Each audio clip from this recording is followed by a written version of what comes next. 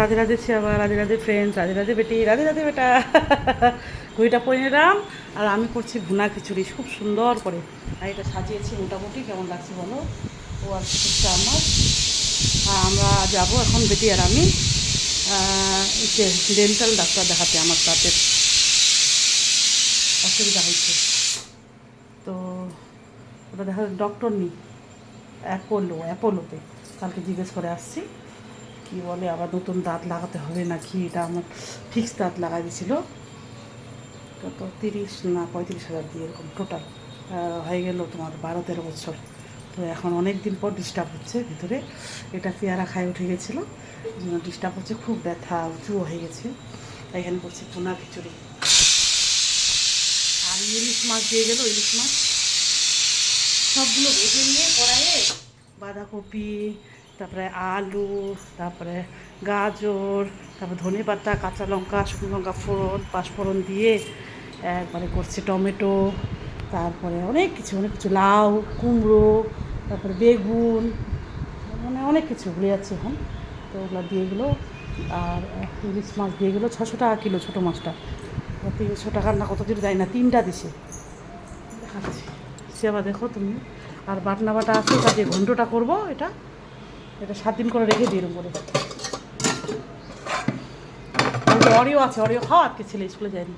তা ইলিশ মাছ 3টা মেয়ে ধুয়ে দিল, ও স্নানে গেল, ও জোগাড় টোগাড় করে দিল, সব বাসন মেরে দিল। আর আমি 4টার সময় উঠেছি, গোপালকে জল খাওয়াইছি, তুলে দিয়েছি ঘুম থেকে, সূর্যকে জল ঢালছি, লাল সূর্য যখন উঠছিল তখন। আর এটা হচ্ছে ঘন্ট সবজি করবো, এগুলো যা যা আছে সব দিলাম।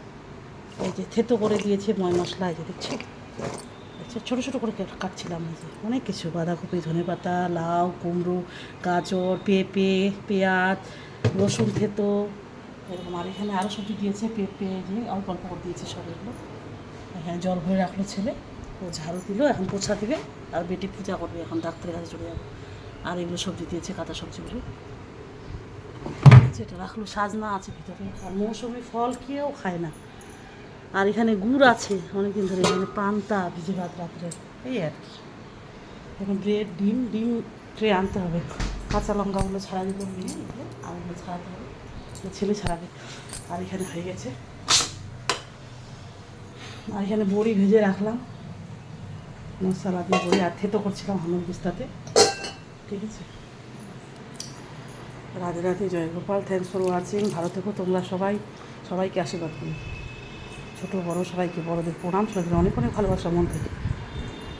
আর এটা কাঠের যে কোনো জিনিস তোমরা ধুবে না, হালকা তেল দিয়ে এই করবে, তেল দিয়ে শুকনো কাপড়ে তেলটা ডুবায় একটু মুছে নেবে, ঝাঁকাশ হয়ে যাবে।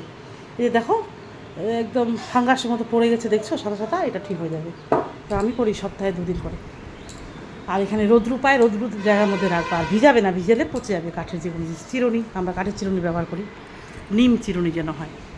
আর এটা লবণ রাখছি, আরও আছে অনেক দাম, কিন্তু এগুলো চিরুনিগুলো 150-200 করে একটাই, আর ছোটোগুলো 70-80 করে। এই যে আবার এক্সপো মেলা আসবে, আবার নিব, একটা ভেঙেছে, নিতে হবে।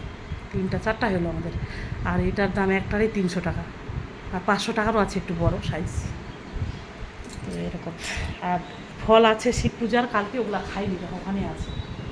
আর গোপালকে দর্শন করাই, ছেলে একটু ল্যাদ খাচ্ছে এখন। মেয়ে স্থানে গেল, ওর বিছানাটা ঠিক করে নিল। আর আমি কাপড় মেলে দিচ্ছি বেলকনিতে, কাপড় মেলা ডান। গাছ দেখো কত বড় বড় গাছ আছে, এই যে কাপড় মেলা ডান। আর জানলায়ও মেলছি আমি, জানলায় শাড়ি আছে, বেডশিট আছে, সব মেলানো হয়েছে।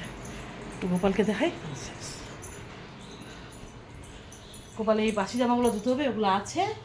আর ওইটা ভালো করে সাজাইছি এখানে। আর এই যে গোপাল বসে আছে,